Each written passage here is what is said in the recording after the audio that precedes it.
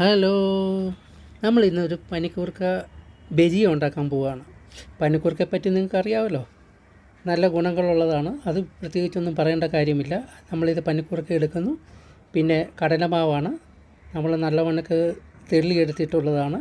ഇതിൻ്റെ കൂടെ നമുക്ക് ഇടേണ്ടത് മഞ്ഞപ്പൊടിയാണ്.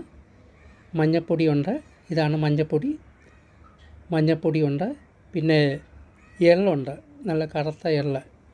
ആ എള്ളൂടെ ഇതിൻ്റെ അകത്ത് ഇടുന്നുണ്ട്. എള്ളാണിത്. അതെ. പിന്നെ അയമോദകമുണ്ട്.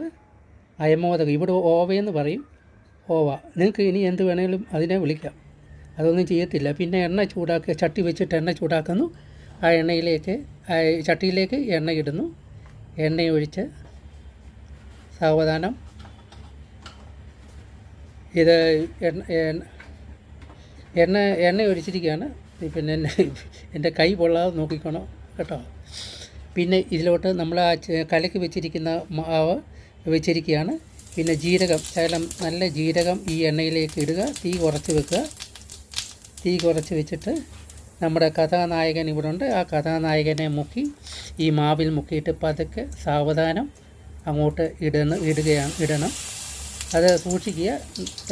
തിളച്ച എണ്ണയാണ്, നമ്മുടെ കയ്യിലോട്ടൊന്നും വീഴാതെ സൂക്ഷിക്കുക. പിന്നെ ഇങ്ങനെ ഓരോന്നായിട്ടിട്ട് നമ്മുടെ ബജിയ റെഡിയാക്കുകയാണ്. ഇത് പാകമാകുമ്പോൾ നിങ്ങൾ എടുത്ത് പാത്രത്തിലാക്കി കഴിച്ച് നോക്കുക. നല്ല സൂപ്പറാണെന്ന് ഞാൻ പറയും. നിങ്ങളൊന്ന് കഴിച്ച് നോക്കുക, എന്നിട്ട് നിങ്ങളും പറയും. കഴിക്കുക, കുഞ്ഞുങ്ങൾക്ക് നല്ലതാണിത്. Okay, bye. ഒന്നും പറയേണ്ട കാര്യമില്ലല്ലോ. പിന്നെ കഴിക്കേണ്ട കാര്യം ഇത് ചായയുടെ കൂടെയൊക്കെ കഴിക്കാം. ഞങ്ങൾ എപ്പോഴും കഴിക്കും. ഈ പനിക്കൂർക്ക എന്നുള്ള വീട്ടിൽ ഇഷ്ടം പോലെ കിട്ടുന്നതാണ്.